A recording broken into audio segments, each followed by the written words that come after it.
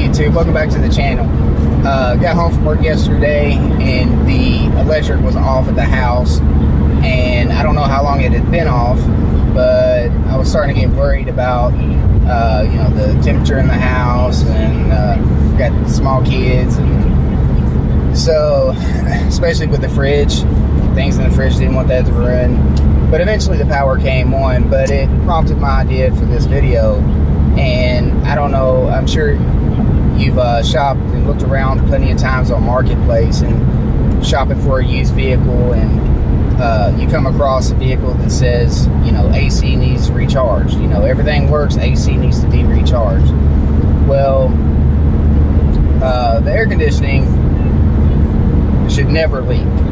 So if you come across an ad, or you're looking at a vehicle that you're considering buying, and the ad says AC needs to be recharged, well, that's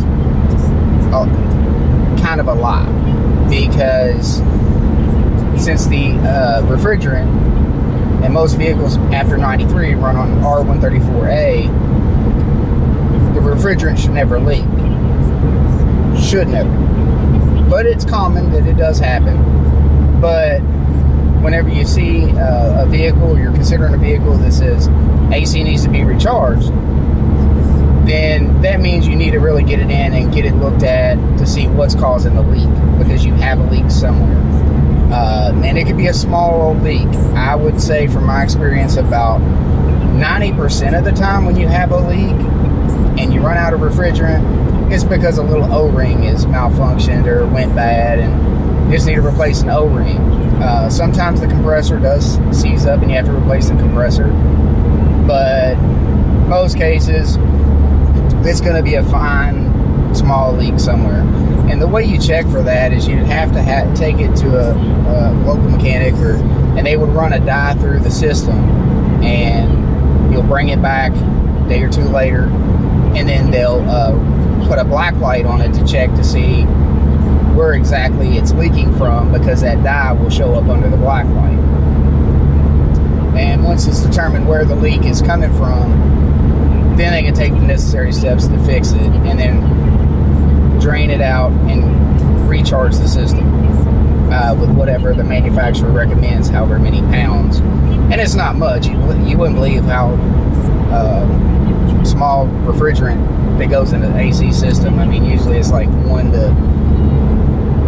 pound to 2 pounds to charge it, or 1.25 pounds.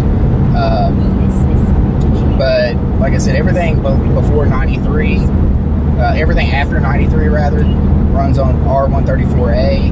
And if you have a classic car that was before 93, then you probably have R12.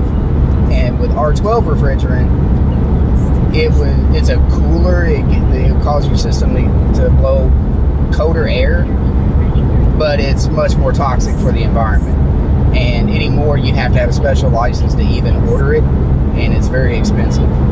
A lot of people by now have either converted the older cars to R134A, but very rarely will you come across now, unless it's a collector garage climate-cooled kept old vehicle that some purist has kept, that still has the R12. But anyway, thanks for watching. Give this video a like and subscribe, and give it a thumbs up if you liked it. But I want to make a video on AC. Alright, thanks.